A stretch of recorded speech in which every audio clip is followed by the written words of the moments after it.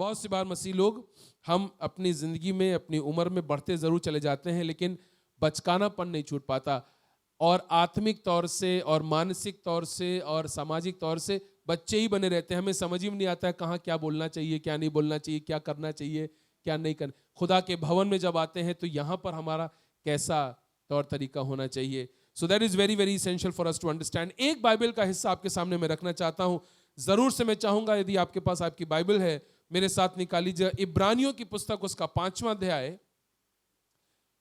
इब्रानियों की पुस्तक और उसका 5वां अध्याय और उसके 12 पद से आगे कुछ पदों को मैं आपके लिए पढ़ना चाहता हूं और आज के संदर्भ में मैं इस बात को आपके सामने रख रहा हूं। Book of Hebrew chapter 5 and beginning at verse 12। यहां लिखा हुआ है, समय के विचार से तो तुम्हें गुरु हो जाना चाहिए था। क्या हो जाना चाहिए था? बोलिए, जोर से बोलिए। हाँ, समय के विचार से तो तुमको गुरु हो जाना चाहिए था। 17 साल पर्याप्त हैं। समय के विचार से तुमको गुरु हो जाना चाहिए था, तो भी क्या यह आवश्यक है कि कोई तुम्हें परमेश्वर के वचनों की आदि शिक्षा फिर से सिखाए? ध्यान रखिएगा, परमेश्वर के वचनों की शिक्षा तो हमें जिंदगी भर मिलनी है, लेकिन यहां पर कलाम का लिखने वाला शिक्षाओं की बात नहीं कर रहा है। वो कह रहा है आदि शिक्षा, बेसिक बातें, प्राइमरी बातें, वो बातें जो आपने तब सीखी थी जब आप मसीह में आए थे। क्या जिंदगी भर उन्हीं बातों को आपके सामने दोहराया जाए, या कि उन बातों को अब आप सीख चुके हैं, अब तो आपको उन बातों को आपको सिखाने वाला बन जाना चाहिए था, अर्थात समय के विचार से आपको गुरु हो जाना चाहिए था। परंतु क्या यह आवश्यक कि कोई तुम्हें परमेश्वर के वचनों की आदि शिक्षा फिर से सिखाए? और ऐसे हो गए हो कि तुम्हें अन्न के बदले अब तक दूध ही चाहिए। जरा सा कल्पना कीजिए, जो बच्चे छोटे हैं, जिन घरों में छोटे बच्चे हैं वहां तो दूध मिलता है बच्चों को तो ठीक ही है, लेकिन जैसे जैसे बच्चे बड़े होते हैं फिर मदर्स और पेरेंट्स जो है वो कहने लगते हैं बेटा अब कुछ सॉलिड खाना भी तुमको चाहिए, थोड़ा थोड़ा सा कुछ सेरेलैक, कुछ नेरोलैक नहीं सेरेलैक, और थोड़ा और कुछ रोटी, कुछ पूड़ी, सॉलिड फूड जरूरी है। बहुत सी मालूम विश्वासियों, हम लोग आत्मिक जीवन में बहुत बड़े होते चले जाते हैं, लेकिन दूध ही की लालसा हम करते रहते हैं। कलाम का लिखने वाला कह रहा है तुमको अब तक जो और पौष्टिक अन्न है वो तुमको लेना चाहिए था, क्योंकि दूध पीने वाले बच्चों को तो धर्म के वचन की पहचान, बोलिए, नहीं होती। ऐसा नहीं है कि उनके विश्वास की कोई कमी है, लेकिन उनके पास धर्म की पहचान नहीं है, क्योंकि अपने मसीह विश्वास में बहुत पीछे हैं। अभी उनको बहुत कुछ बढ़ना बाकी है, क्योंकि वो बालक हैं। पर अन्न सयानों के लिए है, जिनके ज्ञानेंद्रियां अभ्यास करते करते भले बुरे में भेद करने के लिए अब पक्के हो गए, निपुण हो गए हैं, दक्ष हो गए हैं, परफेक्ट हो गए हैं। भले और बुरे में अंतर करने का आत्मा परमेश्वर की ओर से मिलता है। सो ये बात मैंने सिर्फ आपके सामने इसलिए रखी ताकि मैं आपको अब एक दिशा दिखाना चाहता हूं। I want to give you a direction. 17 साल पूरे हो गए हैं, अब दूध की लालसा न कीजिए, अन्न की लालसा कीजिए। अब परमेश्वर के वचन की आदि शिक्षाएं जो आपने तब सीखी थी, अब आप सिखाने वाले बन जाइए। मैं आपको बताना चाहता हूं कि पास्टर रोजवेल और भाई प्रशांत और जो वर्शिप टीम यहां खड़ी थी, सेवकाई सिर्फ इनकी नहीं है जी। यहां जितने बैठे हुए हैं ये सब, आप में से कितने लोग एक दूसरे के घर विजिट करने जाते हैं? आप विजिट करने जाते हैं कि नहीं? या आप ये एक्सपेक्ट करते हैं कि पादी साहब विजिट करने आएंगे? अगर आप जाते हैं, खुदा का शुक्र है, ये जिम्मेदारी आपकी भी है, आपको भी विजिट करने जाना चाहिए। मैं एक बार एक चर्च में प्रचार करने के लिए गया था, वहां पर एक भाई साहब ने आके गवाही दी और कहा कि मैं बड़े दुख के साथ बताना चाहता हूं कि जब मैं बीमार पड़ा था तो केवल पादी साहब मुझे देखने अस्पताल आए थे, आप में से कोई नहीं आया। खैर उस समय तो किसी ने कोई रिएक्शन नहीं दिया। जब इबादत खत्म हो गई तो पादी साहब ने उनको वेस्ट्री में बुलाया और कहा कि भाई साहब ये बताइए आप कितनों को देखने अस्पताल गए थे? तो जितनों को देखने आप गए थे उतने ही आपसे मिलने आ गए। Are you understanding what I am saying? ये सेवकाई, एबीसी एलडीको की सेवकाई केवल पासबानों के हाथ में नहीं है, केवल चर्च लीडर्स के हाथ में नहीं है, ये सबकी कॉर्पोरेट रिस्पॉन्सिबिलिटी है। जब सब एक दूसरे के लिए प्रार्थना करेंगे, जब सब एक दूसरे के संकट में साथ खड़े होंगे, जब सब एक दूसरे के पास विजिट करने के लिए जाएंगे, हफ्ते में एक दिन का दिन बांध लीजिए, कोई एक परिवार जो आपका रिश्तेदार ना हो, उनके पास विजिट करने जाइए, उनके लिए दुआ कीजिए, उनको अपने घर बुलाइए। इससे पासबान की जो विजिटेशन की रिस्पॉन्सिबिलिटी है वो थोड़ा कम हो जाएगी, वो दूसरे कामों को कर पाएंगे, कलीसिया के उन्नति और उत्थान की दूसरी चीजों में वो अपना समय दे पाएंगे। जब ये मालूम होगा कि कलीसिया के सदस्य आपस में ही एक दूसरे से विजिट करते हैं, दुआ करते हैं, एक दूसरे को उभारते हैं, एक दूसरे को संभालते हैं, पासबान के पास वो खबर बाद में पहुंचेगी कि अमुक व्यक्ति बीमार है, क्योंकि कलीसिया के अन्य लोग उनकी सेवा टहल करने पहले से पहुंच चुके हैं। इस दिशा में अब आप बढ़िए, क्योंकि अब परमेश्वर के वचन की आदि शिक्षा आप प्राप्त कर चुके हैं। अब परिपक्वता की ओर, सिद्धता की ओर, निपुणता की ओर आपको बढ़ने की आवश्यकता है। सो परमेश्वर आने वाले दिनों में इस कार्य को आपके जीवन में पूरा करेगा। इस विश्वास के साथ थोड़े समय के लिए परमेश्वर के वचन की कुछ बातों में मैं आपका ध्यान खींचना चाहता हूं, और मैं जरूर से चाहूंगा कि आप मेरे साथ निकालिएगा रोमियो की पुस्तक और उसका 8वां अध्याय। और थोड़े समय के लिए बाइबल के इस हिस्से से मैं कुछ बातों को आपके सामने रखना चाहता हूं। रोमियो की पुस्तक उसका 8वां अध्याय और उसके 28 और 29 पद। मैं चाहूंगा स्क्रीन पर उसको न दिखाएं एक सेकंड के लिए, या थोड़ा सा बाइबल टेस्ट भी हो जाए, क्योंकि मैं टीचर हूं ना, तो टीचर लोग जो है बिना सवाल पूछे मानते नहीं है, कुछ ना कुछ पूछेंगे जरूर, ठीक है। सो रोमियो की पुस्तक उसका 8वां अध्याय उसका 28वां और 29वां पद, इन दो पदों पर मैं आपका ध्यान थोड़ी देर के लिए चाहूंगा। एक बार जो है एक पादी साहब एक कलीसिया में पहुंचे प्रचार करने के लिए, और इसी तरीके का एक पोडियम वहां लगा था, छोटा सा स्लिप वहां चिपका हुआ था, धन्य है वे जो छोटा बोलते हैं क्योंकि वे फिर से बुलाए जाएंगे। तो यहां तो ऐसा कोई पर्चा नहीं लगा है, so I can take a few moments. और 12:05 हुआ है, डेफिनेटली 12:30 के पहले पादी साहब, ठीक है, 12:30 के पहले मैं अपनी बात को, कलाम की इन बातों को मैं समाप्त करूंगा। सो रोमियो की पुस्तक उसका 8वां अध्याय उसका 28वां पद, बड़ा फेमिलियर पैसेज है ये, बाइबल का ये हिस्सा है। हम में से बहुत सारे लोग, ज्यादातर लोग इस बात को जानते हैं। क्या लिखा है वहां पर? क्योंकि हम जानते हैं, जी बोलिए, कि जो परमेश्वर से प्रेम करते हैं उनके लिए सारी बातें मिलके भलाई ही को उत्पन्न करती हैं। सो आप, अगर आप बाइबल में से न भी पढ़ते तो ये वाला पद तो बहुत से लोग जानते हैं। मालूम क्यों जानते हैं? क्योंकि ये हमारे फायदे की बात है। बाइबल की वो बातें जो हमारे फायदे की हैं प्राय हमें याद रहती हैं। भजन 23 कितनों कितनों को याद है? कम से कम पहले कुछ बातें, यहोवा मेरा चरवाहा एक्सेट्रा। भजन 22 कितनों को याद है? नहीं होगा, गारंटी बता रहा हूं मैं। और 24 तो 23 कैसे याद है जी? क्योंकि हमारे, हाँ, भजन 91 भी याद है, जो परम प्रधान के छाए हुए स्थान, क्योंकि हमारे फायदे की बात है। भजन 121 भी याद है, मैं अपनी आंखें पर्वतों की ओर उठाऊंगा, मुझे सहायता का, जी। और 122 और 120 ना। तो जहां जहां हमारे फायदे की बात है, हम लोग उसको इतनी बार पढ़ते हैं कि धीमे धीमे धीमे करके वो हमें याद हो जाती। रोमियो 8:28 भी ये बाइबल का हिस्सा है जो हमारे फायदे की बात है। इसीलिए प्राय हमें याद रहता है कि जो लोग परमेश्वर से प्रेम करते हैं उनके लिए सारी बातें मिलके भलाई ही को उत्पन्न करती हैं। प्रॉब्लम यह है कि हमें बस 28वां पद यहीं तक ध्यान है। एक्चुअली में 28वें पद में अभी एक लाइन और है, अर्थात वो जो उसकी इच्छा के अनुसार। हाँ, ये वाली बात हम लोग नहीं याद करना चाहते। For we know that for those who love the Lord everything works together for good, period.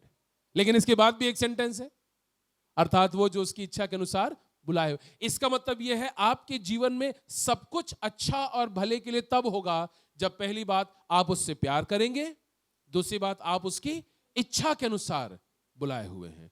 अगर इन दोनों बातों को अगर हम हटा देंगे तो याद करिएगा वो बाइबल का पद फिर आपके लिए नहीं है, फिर वो उनके लिए है जिनके जीवन में ये दोनों बातें पूरी होती हैं। हालेलुया। सो ये प्रश्न मैं आपके सामने रख करके छोड़ देना चाहता हूं कि क्या आप इन दोनों बातों को अपने जीवन में पूरा होता हुआ देख रहे हैं या नहीं? और अगर देख रहे हैं तो विश्वास मानिएगा, जीवन की आपकी परिस्थिति चाहे जितनी कठिन दिखाई देती हो, अंत में सब कुछ भलाई ही को उत्पन्न करेगा। लेकिन यदि ये दो बातें आप अपने जीवन में पूरा नहीं कर रहे हैं तो याद करिएगा ये चुनौतियां और संघर्ष आजीवन बने रहेंगे। Let's go to verse number 29। अब जब 28वां पद मैंने पूछा तो आप में से बहुतों ने मुस्कुरा कर बताया cheating is not allowed, so we are not going to look at the screen, we are not going to look at the mobile phones, we are definitely not going to look into the Bibles. 29वां पद, 28वां तो चलो फिर भी थोड़ा मोड़ा कुछ ना कुछ टूटा फूटा याद भी था, 29वां तो कतई याद नहीं होगा, मुझे पता है, मुझे भी याद नहीं था बहुत सालों तक। और इसलिए याद नहीं था क्योंकि यहां पर हमसे किसी बातों की अपेक्षा की गई है, यहां कोई कुछ ऐसी बातें लिखी जो हमसे एक्सपेक्टेड है। तो जहां जहां पर हमारे फायदे की बात है वो हमें याद रहती, जहां हमारी रिस्पॉन्सिबिलिटी की बात है वो हम लोग यूजुअली नहीं ध्यान देते हैं। 29वां पद, अब मैं चाहूंगा भाई साहब अगर स्क्रीन पर आप दिखा सकें तो जरूर से दिखा दीजिए। रोमियो 8वां अध्याय उसका 29वां पद लिखा हुआ है, क्योंकि जिन्हें उसने पहले से जान लिया है उन्हें पहले से ठहराया भी है कि उसके पुत्र के स्वरूप में हों, ताकि वो बहुत भाइयों में पहलौठा ठहरे। परमेश्वर की प्रभु यीशु मसीह के द्वारा आपके और मेरे जीवन के लिए, अर्थात कलीसिया के लिए, एबीसी एल्डिको के लिए, यह परमेश्वर की इच्छा है। ये this is God's desire for your life. हम लोग बहुत सी बार अपनी इच्छाएं परमेश्वर को बताते हैं, प्रभु मुझे ये चाहिए, परमेश्वर ये चाहिए, ऐसा हो जाए, वो हो जाए, ऐसा ना हो वैसा हो जाए। हम अपनी इच्छाएं परमेश्वर को बताते हैं। कितना समय निकाल के हमने कभी ये पूछा प्रभु से, प्रभु आपकी मेरे जीवन के लिए क्या इच्छा है? God this is my desire, yes, but what do you desire from my life? जरा कल्पना कीजिए कि आपके बच्चे, छोटे बच्चे आके आपसे पूछे, मम्मी बताइए आप मुझसे क्या चाहती हैं? हाय रे, मम्मी का दिल तो बिल्कुल अंदर से ऐसा, हाय बेटा तूने इतना कह दिया यही बहुत है बेटा, कुछ नहीं, तू जो कर रहा है ठीक ही कर रहा है, राइट? हालांकि इच्छाएं बहुत सी होंगी, लेकिन इतना मन अंदर से ऐसा मोम सा हो जाएगा, मेरे बच्चे ने कम से कम इतना मुझसे पूछ लिया। हम तो पूछते भी नहीं है परमेश्वर से, प्रभु तू हमसे क्या चाहता है? खुदा बाप तेरी हमारे जीवन के लिए क्या मर्जी है? कलाम में यहां पर रोमियो 8वां अध्याय 29वें पद में परमेश्वर अपनी इच्छा जाहिर कर रहा है। वो कह रहा है मेरी इच्छा तुम्हारे जीवन के लिए यह है कि तुम मेरे बेटे यीशु की समानता में तब्दील हो जाओ। My desire for your life is that you start resembling Jesus. क्यों? ताकि वो बहुत, अब आप कल्पना कीजिए यहां जितने बैठे हैं अगर सब यीशु की समानता में तब्दील हो जाएं। दो बातें आपके सामने में रखना चाहता हूं, मेरे साथ इमेजिन कीजिएगा, यदि यहां जितने बैठे हैं हम सब प्रभु यीशु की समानता में तब्दील हो जाएं और इस चर्च में कोई दाखिल होगा तो उसकी मुलाकात किससे होगी? यीशु से होगी। तब यीशु से मुलाकात, तब जस्टिन मसीह से मुलाकात नहीं होगी, तब रोजेल मसीह से मुलाकात नहीं होगी, प्रशांत मसीह से मुलाकात नहीं होगी, मुलाकात यीशु मसीह से होगी। यही तो हम चाहते हैं कि जब लोग हमें देखें तो यीशु हमारे अंदर से दिखाई दे। That when people see us, that they see Jesus. ये कैसे होगा? परमेश्वर की इच्छा, परमेश्वर की योजना आपके और मेरे जीवन के लिए है कि हम प्रभु यीशु की समानता में बदल जाएं। क्यों? ताकि वो बहुत से भाइयों में पहलौठा ठहरे, so that he stands first among many brethren. हम सब प्रभु यीशु मसीह की संतान हैं, वो प्रभु यीशु मसीह का पुत्र है। बाइबल लिखा हुआ है we are co-heirs to the throne of God. परमेश्वर की सिंहासन के लिए हम साझा साक्षी हैं, हम उसके लिए, हम उसके heirs हैं, we are heir to the throne of God. लेकिन ये तब होगा जब आप और मैं प्रभु यीशु की समानता में तब्दील हो जाएंगे। ये परमेश्वर की योजना, परमेश्वर की इच्छा है। क्या मतलब है परमेश्वर के पुत्र यीशु की समानता में तब्दील हो जाने का मतलब क्या है? इससे पहले कि हम मतलब की ओर जाएं, मैं आपके सामने एक प्रश्न और रखना चाहता हूं। आखिर परमेश्वर ऐसा क्यों चाहते हैं कि हम प्रभु यीशु मसीह के समान हो जाएं? Why does God even want that we transform into the likeness of Jesus Christ? अगर आप मेरे साथ निकालेंगे उत्पत्ति की पुस्तक उसका पहला अध्याय और उसके 26वें और 27वें पद में इस प्रश्न का उत्तर लिखा हुआ है। परमेश्वर क्यों चाहते हैं कि हम प्रभु यीशु मसीह की समानता में तब्दील हो जाएं? Why does God want that we transform or resemble into the likeness of his son Jesus? So अगर आप उत्पत्ति 1 उसका 26 और 27 पद पढ़ेंगे तो वहां पर बहुत साफ तौर से लिखा हुआ है। मैं पढ़ रहा हूं आपके लिए उत्पत्ति की पुस्तक उसका पहला अध्याय 26वें पद में यहां पर इस प्रकार से लिखा हुआ है, फिर परमेश्वर ने कहा हम मनुष्य को अपने स्वरूप के अनुसार अपनी समानता में बनाए। परमेश्वर ने मनुष्य को किसके रूप में बनाया? अपने स्वरूप में, अपनी समानता में। उसके बाद 27वां पद लिखा है, तब परमेश्वर ने मनुष्य को अपने स्वरूप के अनुसार उत्पन्न किया। 26वें पद में परमेश्वर कह रहा है, मैं चाहता हूं कि मनुष्य को अपनी समानता में बनाऊं। 27वें पद में लिखा हुआ है, परमेश्वर ने मनुष्य को अपनी समानता में बनाया। For God created humanity, human beings, मनुष्य को, आदमी को। आदम का मतलब आदमी नहीं है जी, आदम का मतलब मनुष्य है। आदमा का मतलब मनुष्य। परमेश्वर ने मनुष्य को, इंसान को अपने स्वरूप में, अपनी समानता में बनाया। लेकिन पाप ने मनुष्य के रूप को बिगाड़ दिया। Sin distorted the image of God on the life of humanity. आपने और मैंने जब पाप किया, पाप के कारण परमेश्वर के स्वरूप को हम खो बैठे। पाप के कारण परमेश्वर के स्वरूप को हम खो बैठे। अब सवाल ये उठता है, परमेश्वर के स्वरूप में होने का क्या मतलब है? What does it mean to resemble Jesus? What does it mean to look like Jesus? क्या इसका ये मतलब है कि जैसे हमारा शरीर है, हमारे 2 आंखें हैं, 2 कान, नाक, मुंह, हाथ, पैर, क्या ये है स्वरूप जिसकी बात की जा रही है? नहीं, लिखा है परमेश्वर तो आत्मा है। गौर से सुनिएगा, परमेश्वर आत्मा है, और यदि मनुष्य परमेश्वर की समानता में बनाए गए, इसका मतलब मनुष्य भी आत्मा है। We are primarily a spirit.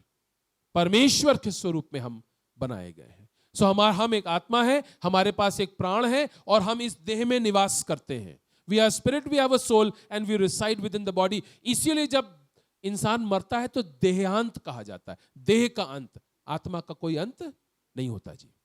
सो परमेश्वर ने मनुष्य को अपने स्वरूप, अपनी समानता में बनाया। पाप के कारण हमारा ये स्वरूप बिगड़ गया। क्या स्वरूप, किस स्वरूप की बात की जा रही है?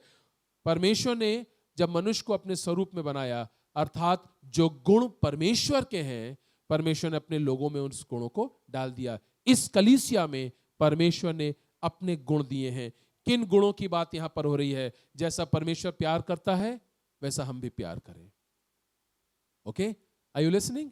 It is easy to love Jesus, very difficult to love like Jesus. यीशु से प्यार करना बहुत आसान है, यीशु जैसा प्यार करना बहुत कठिन है। लेकिन वही तो स्वरूप है जिसमें हम बनाए गए हैं। जिस तरह से परमेश्वर हम पर दया करता है, उस तरह से दया हम दूसरों पर करें, यह परमेश्वर का स्वरूप है। जिस तरह से वो माफ करता है, वैसे हम भी माफी मांग ले और माफ कर दें, यह परमेश्वर का स्वरूप है। जिस तरह से वो हमारे लिए भला है, हम भी दूसरों के लिए भले हों, यह परमेश्वर का स्वरूप है। जिस तरह उसने हमें अब तक संभाला और मदद किया है, हम भी दूसरों को संभाले और मदद करें, यह परमेश्वर का स्वरूप है। इस स्वरूप में परमेश्वर ने इंसान की रचना की। पाप ने आकर के इस स्वरूप को बिगाड़ दिया। इसीलिए रोमियो के 8वें अध्याय और 29वें पद में परमेश्वर एक बार फिर से अपनी इच्छा को जाहिर कर रहा है, और वो कह रहा है, मेरी इच्छा यह है कि जिस स्वरूप में मैंने तुम्हारी रचना की थी, उसी स्वरूप में तुम फिर से वापस ढल जाओ। That you once again resemble Jesus Christ. That you once again resemble Jesus Christ. सवाल ये उठता है, हम प्रभु यीशु मसीह की समानता कैसे प्राप्त करें? प्रभु यीशु मसीह की समानता हम कैसे प्राप्त करें? किस प्रकार से जो परमेश्वर के गुण हमारे जीवन में थे, जिन गुणों को पाप के कारण मनुष्य ने खो दिया। आप जानते हैं ना, पाप बहुत सी चीजों को बिगाड़ देता है। पाप सबसे पहली चीज जिसे बिगाड़ता है, वो है मनुष्य का परमेश्वर के प्रति नजरिया। Sin distorts God's image in the mind of human beings. और जब हम पाप में पड़ते हैं और हम परमेश्वर को देखते हैं, तो परमेश्वर हमें बड़ा क्रूर, बड़ा कठोर दिखाई देता है। आप जरा सा कल्पना कीजिए, शद्रक, मेशक और अबेदनगो ने यदि पाप में होकर परमेश्वर को देखा होता, तो कहता, प्रभु हम तो तेरे ही सिजदा करने के चक्कर में यहाँ पड़े हुए हैं। सिजदा कर लिए होते उस मूर्ति को, तो आराम से बाहर होते और अपने अपनी कुर्सियों पर, अपने अपने पदों पर बैठे रहते। और अगर डैनियल ने सोचा होता कि हे परमेश्वर, हम तो तेरी आराधना सिर्फ करेंगे इस संकल्प के कारण यहां पर शेरों की मांद में पड़े हुए हैं। यू नो व्हाट हैपेंस, जब पाप हमारे अंदर दाखिल होता है, परमेश्वर के प्रति हमारा नजरिया बदल जाता है। ये वो लोग हैं जिन्होंने पाप रहित जीवन जिया और इसीलिए परमेश्वर के प्रति इनका नजरिया साफ, जैसा परमेश्वर चाहता है वैसा बना हुआ था। हम जब परेशानियों में पड़ते हैं तो जो सबसे पहली चीज हम छोड़ देते हैं वो है परमेश्वर के भवन में आना। सबसे पहला काम जो हम करते हैं, चर्च हम नहीं जाएंगे। क्यों? हम बड़े उदास हैं। अरे उदास होने से, परेशान होने से चर्च से जाने से क्या कनेक्शन है? लेकिन ये काम सबसे पहले हम छोड़ते हैं। या अगर किसी से कोई बात कही हो गई, कोई अगर डिस्प्यूट हो गया, हम नहीं जाएंगे उनके यहाँ प्रेयर मीटिंग में। उनके घर तुम कभी नहीं जाएंगे प्रेयर मीटिंग में। क्यों? इसको सोचिएगा। पाप परमेश्वर के प्रति मनुष्य के नजरिए को बदल देता है। When you have the right attitude, you will see God in the right attitude and right light. पाप ने मनुष्य के स्वरूप को बिगाड़ दिया, विकृत कर दिया, खराब कर दिया। इसीलिए रोमियो 8 और उसके 29वें पद में एक बार फिर से परमेश्वर कह रहा है, मेरी इच्छा यह है कि तुम वापस उस स्वरूप में, वापस समानता में आ जाओ जिसमें मैंने तुमको रचा था। सवाल ये उठता है, हम परमेश्वर के स्वरूप और उसकी समानता में कैसे तब्दील हो जाएं? क्या करें हम कि हम वापस उस स्वरूप में आ जाएं जिसमें हम रचे गए थे? इस बात को देखने के लिए मेहरबानी से मेरे साथ निकालिएगा रोमियो की पुस्तक, उसका 12वां अध्याय और उसके पहले 2 पदों पर मैं आपका ध्यान खींचना चाहता हूं। रोमियो की पुस्तक और उसका 12वां अध्याय और उसके पहले 2 पद। पौलुस जो है वो कलीसिया को लिख रहा है। ये खत जो है ये कलीसिया को लिखे हुए खत हैं। पौलुस कह रहा है, इसलिए हे मेरे भाइयों, मैं परमेश्वर की दया स्मरण दिला के तुमसे विनती करता हूं कि तुम अपने शरीरों को जीवित और पवित्र और परमेश्वर को भावता हुआ बलिदान करके चढ़ाओ। ये तुम्हारी आत्मिक सेवा है। Are you understanding? This is your spiritual act of worship. हमारा गीत गाना बहुत अच्छा है, हमारा वर्शिप लीड करना बहुत अच्छा है, हमारा प्रचार करना भी बहुत अच्छा है, लेकिन इनमें से कुछ भी हमारी आत्मिक सेवा नहीं है। इसलिए हे मेरे भाइयों, जिसमें बहनें शामिल हैं, परमेश्वर की दया स्मरण दिला के मैं तुमसे विनती करता हूं, अपने शरीरों को जीवित और पवित्र परमेश्वर को भावता हुआ बलिदान करके चढ़ाओ। ये तुम्हारी आत्मिक सेवा है। और तब रोमियो के 12वें अध्याय और उसके दूसरे पद में इस बात का उत्तर मिलेगा कि हम परमेश्वर के स्वरूप और उसकी समानता में कैसे तब्दील हों। लिखा हुआ है, और संसार के सदृश न बनो। इंग्लिश में लिखा है, and do not conform to the world. Conformity means trying to look alike. संसार के सदृश न बनो। हमें से बहुत से लोग संसार के सदृश बनना चाहते हैं, उनके जैसा बनना चाहते हैं, वैसा वाला स्टाइल, वैसे वाले कपड़े, वैसा वाला एटीट्यूड।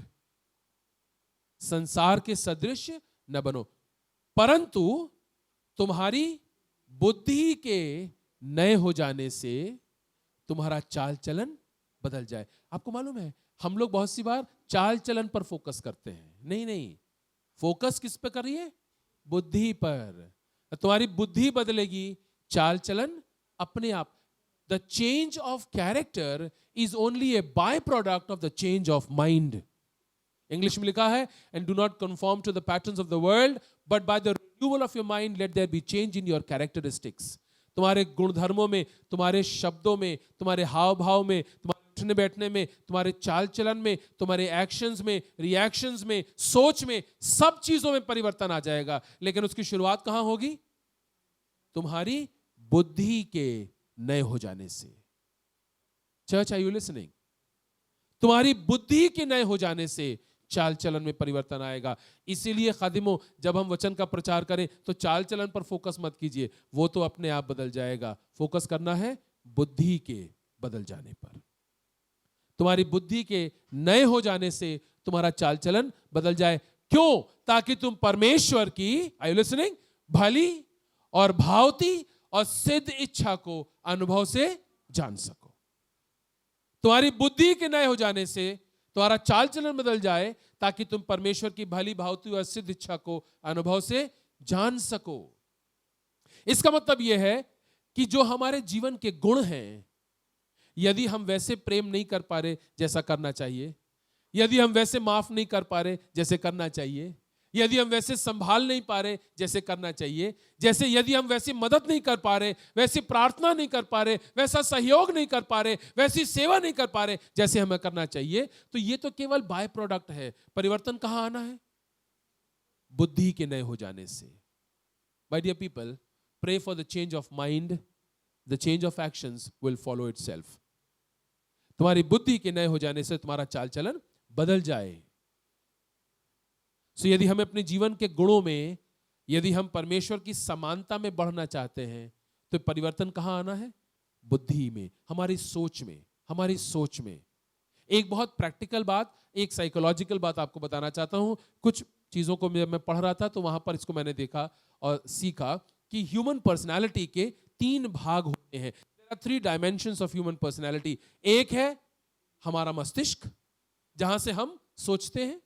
एक है हमारा दिल, जहां हम महसूस करते हैं। और एक है हमारा देह, हमारा शरीर, जहां से हम काम करते हैं। So mind thinks, heart feels, body acts. यहां है सब चीजों की शुरुआत। अरे अच्छी नहीं है ये आंटी। अब वो आंटी चाहे जितनी अच्छी हो, हमने सोच लिया कि वो अच्छी नहीं है। अगली बार जब वो आकर के पूछेंगे भी और कहेंगे बेटा प्रेज द लॉर्ड कैसे हो, वहां तो कुछ नहीं कहेंगे, अलग जाके कहेंगे कितनी ढोंगी है, हाउ हिपोक्रेट।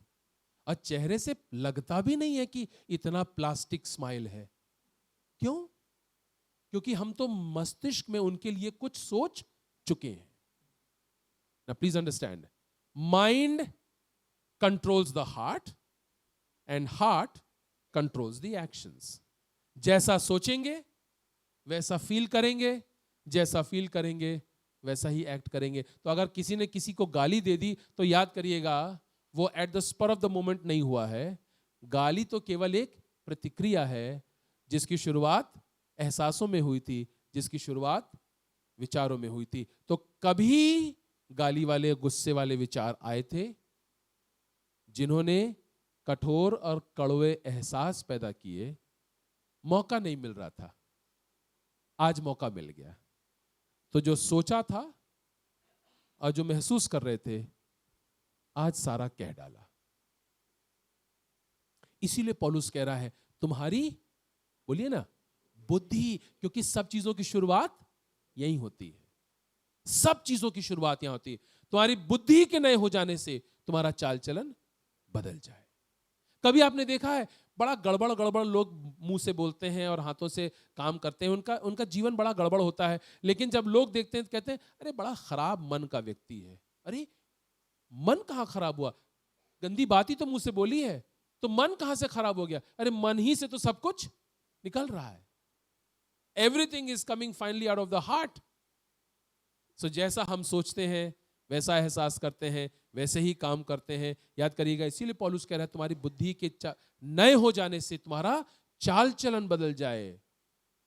और जब हमारा चाल चलन बदलेगा तो हम उस चाल चलन को, उस समानता को जिसमें परमेश्वर ने हमें रचा था, हम उसमें परिवर्तित हो पाएंगे। लेकिन इसकी शुरुआत शरीर में नहीं है, इसकी शुरुआत मस्तिष्क में है। प्रश्न उठता है कि हम परमेश्वर की समानता कैसे हासिल करें? लिखा है बुद्धि के नए हो जाने से। How do we renew our mind? Listen carefully, how do we renew our mind? हमारी बुद्धि नई कैसे होगी? मैं आपको बता रहा हूं, बुद्धि के नए होने का बस एक तरीका है, खुदा का कलाम। जितना इसको धारण कर लेंगे, जितना इसको पढ़ लेंगे, जितना इसको याद कर लेंगे, और मैं कह रहा हूं याद कर लीजिए, क्योंकि एक समय आने वाला है जब इसको हाथ में पकड़ने की स्वतंत्रता आपके पास नहीं होगी। तो जितना दिल में है बस उतना ही बोल पाएंगे। दाऊद कहता है, हे परमेश्वर, मैंने तेरे वचन को अपने दिल में रख लिया है। क्यों? ताकि तेरे विरुद्ध पाप ना करो। Lord I have hid your word, 119:11 में लिखा है, भजन 119:11 में, Lord I have hid your word in my heart that I may not sin against you. बुद्धि के नए हो जाने का केवल एक तरीका है, केवल एक जरिए से हम बुद्धि को नया होता हुआ देख सकते हैं, और वो है परमेश्वर के कलाम के द्वारा। जितना इसको पढ़ेंगे, आपको मालूम है human mind works on a very simple principal. इंसान का मस्तिष्क जो है ना, वो एक बहुत ही साधारण से नियम पर काम करता है, गार्बेज इन गार्बेज आउट। जिस चीज से आप अपने आप को भरेंगे, समय आने पर वही छलक के बाहर आएगा। तो अगर आपने कांच के एक बर्तन में मुंह तक चावल भर दिया और उसको जोर से हिलाइए, तो उसमें से क्या निकलना चाहिए? बोलिए ना, चीनी। चीनी निकलेगी भाई। क्यों? क्योंकि उसके अंदर, I you understanding what I am saying? So जब दो लोगों में आपस में डिस्प्यूट होता है ना, और कुछ कठोर कठोर कड़वी कड़वी बातें निकलती हैं, याद रखिएगा, ब्रदर आपने मुझे बोला था इसलिए मैंने बोल दिया। नहीं नहीं ब्रदर, आपके अंदर भी वो था, इसीलिए छलक कर निकला। अपनी गलती दूसरों पर लादने की कोशिश मत कीजिए कि आपने गाली बकी इसलिए मैंने गाली बकी। नहीं, आप रुके थे कि वो गाली बकले, इसीलिए पलट करके आपने गाली का जवाब गाली से दे दिया। जिससे आप भरे होंगे वही छलक करके निकलेगा बाहर। अगर आप धन्यवाद से भरे होंगे तो जीवन की हर परिस्थिति में धन्यवाद निकलेगा। अगर आप आराधना से भरे होंगे तो जीवन की हर परिस्थिति में आराधना निकलेगी। और यदि आप दूसरी बातों से भरे होंगे तो जिससे भरे होंगे वही छलक के बाहर निकलेगा। तुम्हारी बुद्धि के नए हो जाने से परमेश्वर के वचन को अपने जीवन में धारण कर लीजिए। जितना अधिक परमेश्वर के वचन को पढ़ेंगे, जितना अधिक उस पर मनन करेंगे, जितना अधिक उसके अनुसार चलने का प्रयास करेंगे, वही है जो आपके और मेरे जीवन को बदल सकता है, नथिंग एल्स। आज के जमाने में बहुत सारे आर्ट्स ऑफ लिविंग आ गई हैं। आर्ट्स ऑफ लिविंग, जरा सा गौर करिएगा, इन आर्ट्स ऑफ लिविंग पर जरा फोकस कम कीजिएगा। There is an art of living mention for us in the word of God. यहां पर है आर्ट ऑफ लिविंग। यह है असली जीवन जीने का तौर तरीका। इसको धारण कर लीजिए, आपका जीवन नया हो जाएगा। आपको मालूम है हर व्यक्ति के ऊपर दो प्रकार के फोर्सेस काम करते हैं। देयर इज अ वर्ल्ड, संसार, and then there is the word, कलाम। आप यूनिक इंडिविजुअल हैं। यूनिक का मतलब आप जैसा और दूसरा कोई नहीं। यह भी एक खास बात है कि परमेश्वर ने इतने मनुष्य बनाए, रेयरली कोई दो लोग एक जैसे दिखाई देते हैं। आप यूनिक हैं, आप स्पेशल हैं, और जितना अधिक परमेश्वर आपको हासिल करना चाहता है, उतना ही अधिक संसार भी आपको हासिल करना चाहता है। सो आप यहां पर बीच में खड़े हुए हैं, द यूनिक इंडिविजुअल। इधर से संसार है जो आपको अपनी तरफ आकर्षित कर रहा है, इधर से परमेश्वर है, वो आपको अपनी तरफ आकर्षित कर रहा है। चुनाव आपका है। द चॉइस इज, परमेश्वर कभी हाथ पकड़ के आपको अपनी ओर नहीं खींचेगा।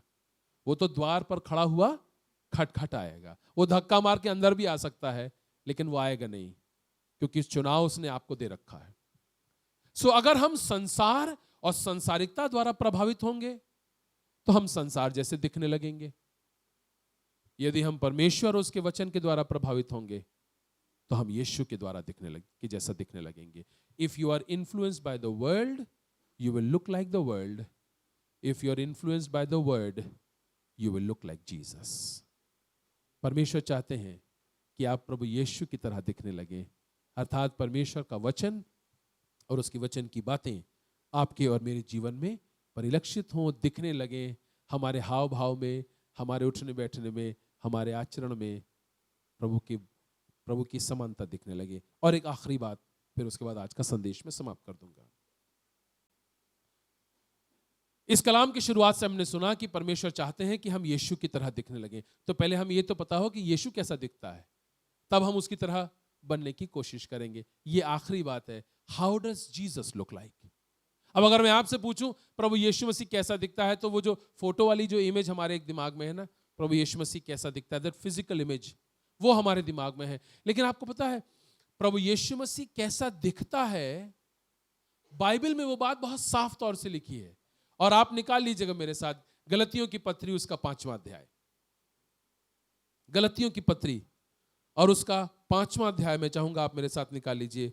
गलतियों की पत्री उसका 5वां अध्याय और 22 और 23 पद, यह है प्रभु यीशु मसीह कैसा दिखता है उसका जवाब।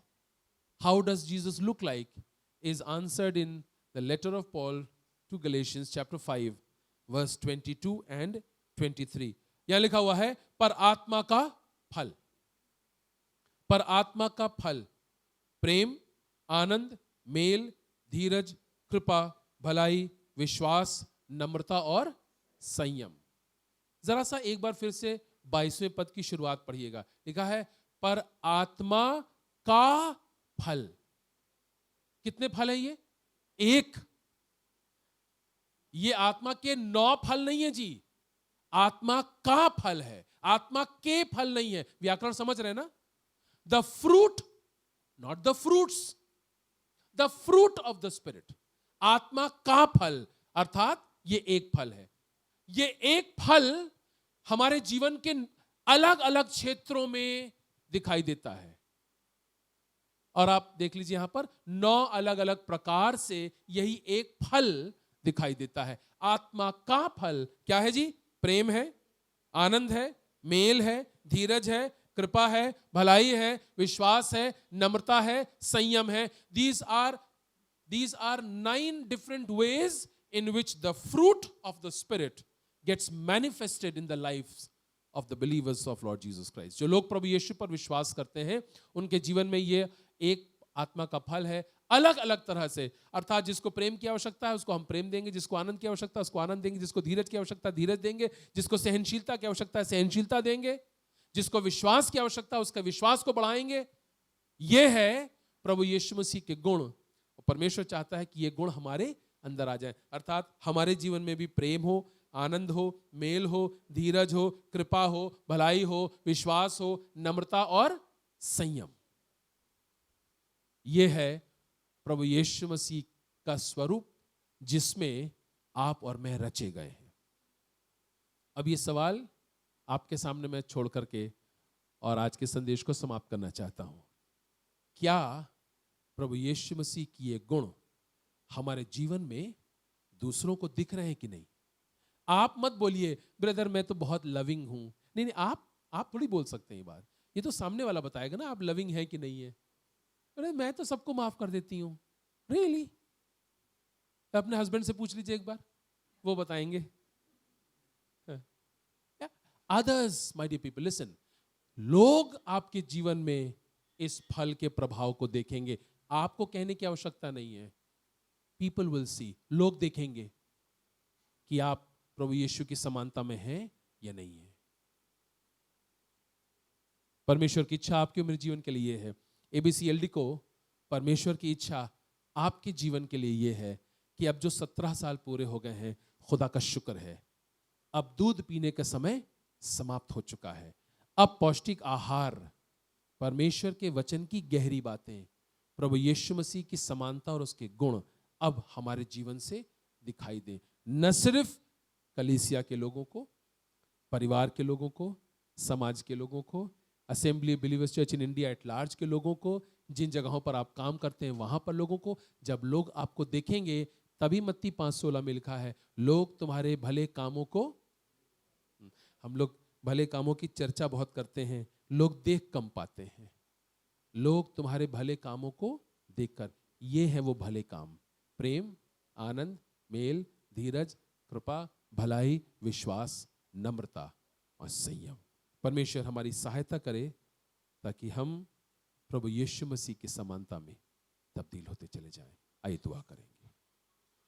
हमारे महान परमेश्वर, हम आपका हृदय से धन्यवाद देते हैं कि आप हमसे प्यार करते हैं प्रभु, और आप बारंबार हमें सेवा का मौका देते हैं खुदा बाप, और आप ये चाहते हैं कि आपके बच्चे आपके पुत्र यीशु के समान दिखने लगे। सो आज की सुबह प्रभु जी हमारी ये विनती है, जो कलाम हमने सुना है, काश कि प्रभु जी हम इस कलाम को अपने जीवन में आत्मसात करें, उसको धारण करें प्रभु जी। और जब लोग हमें देखें प्रभु, तो हमारे जीवन में प्रभु यीशु मसीह की समानता को देखने पाएं, ताकि प्रभु जी आपके नाम की महिमा हो और आपका जलाल जाहिर हो सके। धन्यवाद देते हैं इस सुंदर कलीसिया के लिए, इस उत्तम कलीसिया के लिए प्रभु जी, यहाँ के पासबान के लिए, यहाँ की वर्शिप टीम के लिए, एल्डर्स टीम के लिए, सभी सदस्यों के लिए, सबके जीवनों के लिए आपको धन्यवाद देते हैं। चाहते हैं प्रभु जी इस सेवकाई को आप बहुत आशीषित कीजिए प्रभु जी। दुआ करते हैं प्रभु जी इस कलीसिया के अंदर तमाम आत्मिक दान और वरदान बहुतायत के साथ आपकी ओर से प्रदान किए जाएं और भर जाएं प्रभु जी। और ये कलीसिया प्रभु जी इस स्थान में, इस शहर में, प्रदेश में और देश में प्रभु जी आपके नाम की विश्वस्त गवाह बन सके। जो भी इनकी योजनाएं हैं प्रभु जी उस पर आपकी आशीष चाहते हैं और दुआ मांगते हैं खुदा बाप कि ये कलीसिया, ये भवन हमेशा आपकी आराधना करने वालों से भरा रहे। धन्यवाद के साथ सारी दुआएं हम प्रभु यीशु मसीह के सामर्थी नाम से मांगते हैं, आमीन। Thank you very much.